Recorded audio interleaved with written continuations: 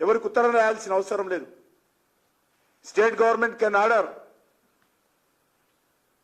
దర్యాప్తు చేయాలని ఆర్డర్ చేస్తే 24 గంటల్లో కేంద్ర ప్రభుత్వము దర్యాప్తు ప్రారంభిస్తుంది మేడిగడ్డ వ్యవహారం పైన.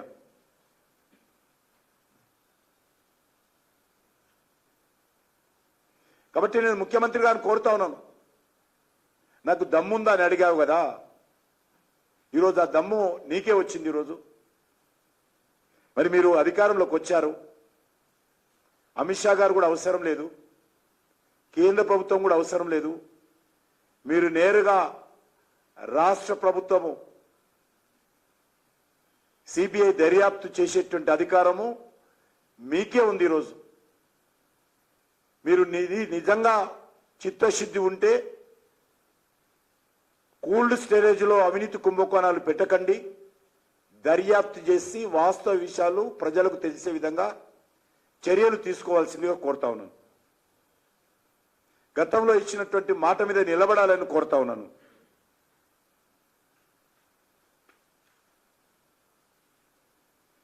ఈరోజు మనకు అర్థమవుతుంది, 100 రోజుల తర్వాత మాటలతోటే కాంగ్రెస్ ప్రభుత్వము పూట గడిపే ప్రయత్నం చేస్తా ఉంది. ఇచ్చిన 6 గ్యారంటీల మీద మాటలతోటే పూట గడుపుతా ఉంది. టిఆర్ఎస్ అవినీతి పైన మాటలతోటే పూట గడుపుతా ఉంది. వీళ్ళు గ్యారంటీలు అమలు చేసేటువంటి పరిస్థితి లేదు, టిఆర్ఎస్ అవినీతి పైన దర్యాప్తు చేసే పరిస్థితి లేదు.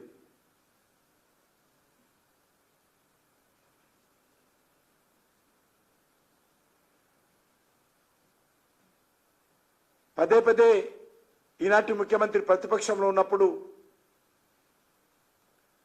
హైదరాబాద్ చుట్టుపక్కల అక్రమ భూ లావాదేవీల పైన అనేక సార్లు మాట్లాడారు. కానీ ఏ ఒక్కటి కూడా ఇదొద్దు దర్యాప్తు చేసేటువంటి పరిస్థితి లేదు. ఆ రోజు TRS party land business settlement చేస్తే ఆ సెటిల్మెంట్ల మీద కాంగ్రెస్ పార్టీ కొత్త సెటిల్మెంట్ చేస్తుంది. ఏవైతే Congress party settlement BRS party settlement చేసిందో వాటన్నిటిపైన బయటికి తీసి ఈరోజు సెటిల్మెంట్ చేస్తా ఉన్నారు. నేరుగా ఒక్కొక్కరు చెప్తా ఉన్నారు, మీరు ఢిల్లీకి పోయి పలానా వాళ్ళకి ఇచ్చిరండి, లేకపోతే మీ మీద కేసు ఉంటుంది, మీరు మాకు ఇవ్వాల్సిన అవసరం లేదు, నేరుగా ఢిల్లీలో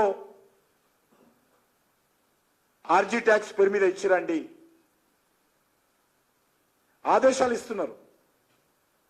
చాలా మంది ఇప్పటికే ఢిల్లీకి వెళ్ళి మాకు వార్తలు వస్తూ ఉన్నాయి.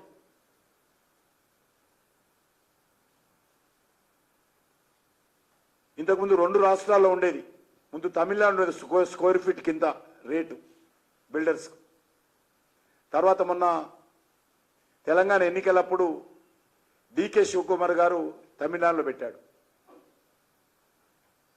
కర్ణాటకలో, తమిళనాడు తర్వాత కర్ణాటకలో పెట్టాడు.